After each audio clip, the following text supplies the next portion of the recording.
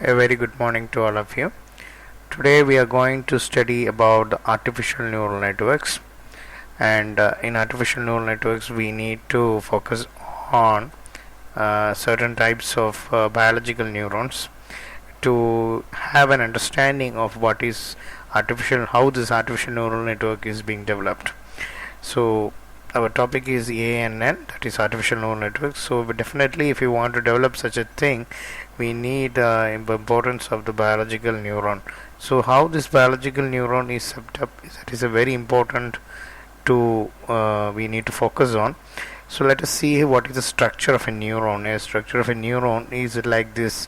It is like so much of fiber-like forms that is being formed, and you will be having a nucleus here. So this lengthwise, this part we call is axon. Axon is the lengthy finger-like structure of the artificial neural networks, and this part is what we call the nucleus. NECULUS, nucleus, and this part is called the cell body. The cell body is also known by a name called soma, SOMA. Now what happens is in neural networks, what happens is in our body we have more than 1 billion neurons are there. 1 billion neurons are there. So this 1 billion neurons are all interconnected. So these things are all interconnected. So when you talk about interconnected, means one neuron will generate one impulse, and that impulse will be transferred to the other neuron. Likewise, it will be going to all these 1 billion neurons. Now when we talk about how the impulse is generated, generally we know that the chemical energy, whatever the chemical energy we talk about, that is actually converted into electrical. That is a form, electrical form.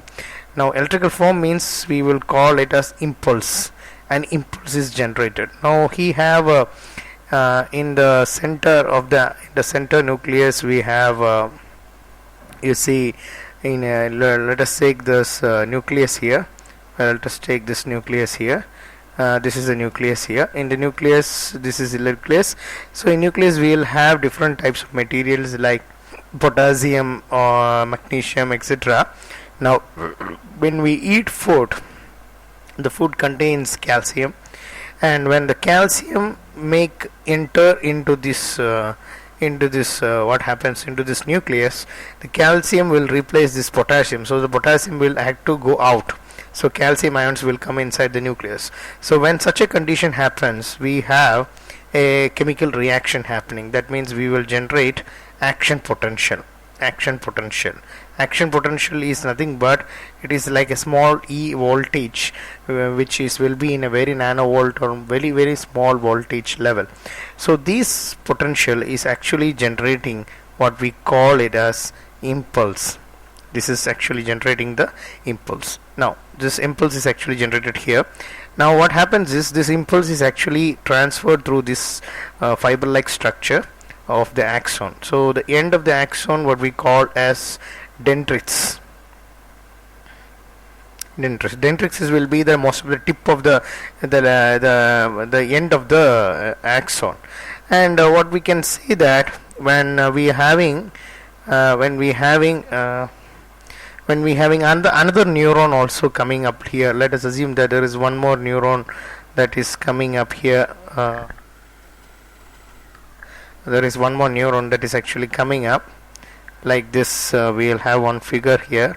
We will draw one thing like this. Okay, so this is another neuron.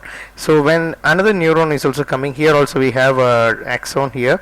So when this region, when it comes to each other, we certainly believe that since neurons are all 1 billion neurons are there, all these neurons are connected to each other. No, it is not like that. Actually it is very near to each other. In this region where it is where both the neurons will be close to each other is known by a name called synapse or synaptic region. So synapse means a region where both these finger like structures, dendrites, actually meets, but this is not actually connected. So here in this point we have two regions formed. One is pre-synapse region, another one is post synapse region. This is post synapse region. So two types are there, pre-synapse and post-synapse. So in this region what will happen is we will have a perfect chemical reaction will be happening, and whatever when the impulse actually coming from this neuron and it will go to this neuron, the chemical reaction that is happening here will help you to cross this synapse region, and the impulse will be finally reached here. So likewise, the what you call the energy, that is the impulses, will be transferred from one neuron to the second neuron. So this is how we are trying to find it out. Now the most important thing which we need to know apart from this is that some of the specialities of this region is the time that is actually taking. See, once this impulse is generated here, it will take some time. Then once the action potential will result in generating impulse, and that impulse has to be transferred through these dendrites. It has to be transferred to the dendrites and has to reach here. So the time that is taking is actually known by a name called refractory period. Refractory period. So refractory period will actually means time that is actually taking from that to come from this to this.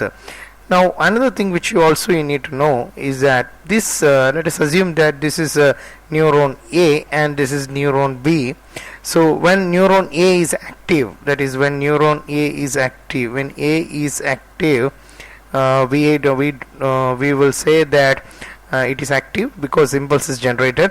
At the same time, B may not be active, it may be non-active. So you have to when the impulse reaches A to B, when impulse will reaches to A to B, the B will automatically will become active. So that means it will be triggered. So we call that phenomenon triggering is happening. So this triggering problem, something that is happening in this, the second neuron will actually will be the one of the highlight of this neuron structure. So based on this neuron structure, we will try to develop a model.